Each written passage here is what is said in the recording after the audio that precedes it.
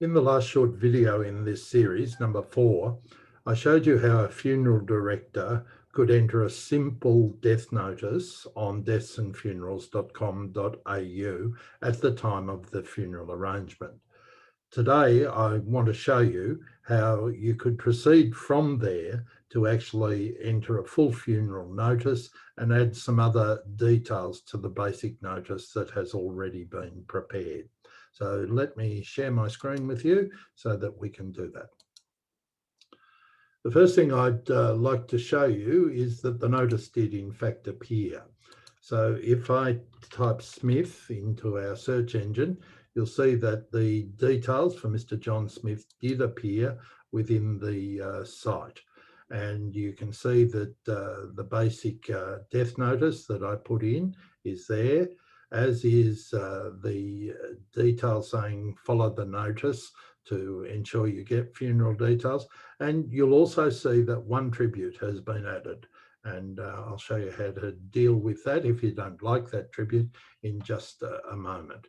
So if we go back to our funeral directors login and go to our site for controlling the funeral listings that we have, you'll see that that notice for Mr. John Smith appears here. If you click on it, the form for entering and amending the notice appears.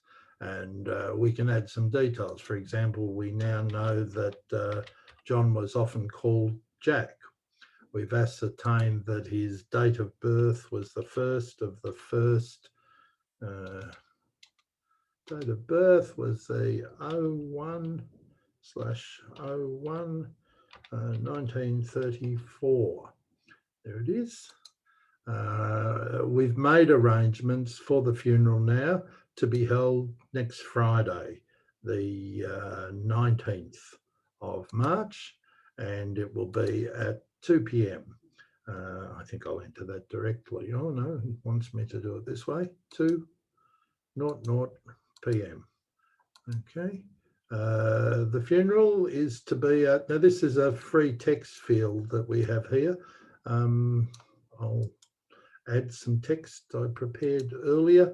You can also start by typing in the name of the venue or the suburb where the venue is to be held. For some reason that didn't stick. I don't quite know why, but I'll fix that later if it doesn't hold for now. Now, funeral details have been added. So let's put in now other details that might be useful to people reading the notice. And again, I've mocked up some of these earlier, and instead of what we've got there, I'm going to overwrite that with these details. That instead of flowers, people can make a donation to the Lung Foundation, and that there will be live streaming of the funeral at the link below. So I'll put a link in there. No, wrong one, over in the webcast or YouTube link. We'll put that. And I might also add a thumbnail image. What have I got on my desktop that I might be able to use?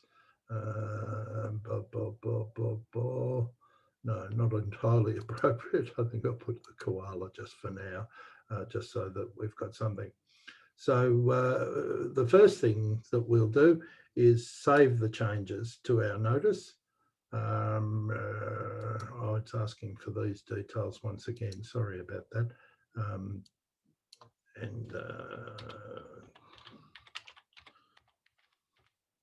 I'll just put them. Now we'll save the changes to the notice. And the notice is now saved with those new details.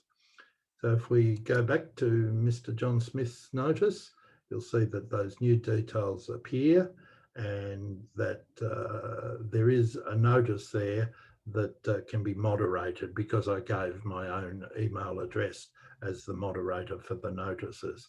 I'll delete it. There's nothing particularly wrong with it, but I'll take it out just to show you that that's quite possible. You can nominate a member of the deceased family who's happy to do it to be the moderator of tribute comments. I understand that a lot of funeral directors won't want to continue to curate a site after the funeral has occurred. So all that's possible on our site, and hopefully I can go back now to find the funeral listing again, and there it is. So it now has the profile picture. It now has the new details. It didn't overwrite that venue, and the problem is caused by the screen's capture on Zoom. But if you overwrite it, it will be overwritten. I'll give you my assurance of that. And the link to the webcast is also there for you to see. So that's turning a basic death notice into what's now a death and funeral notice.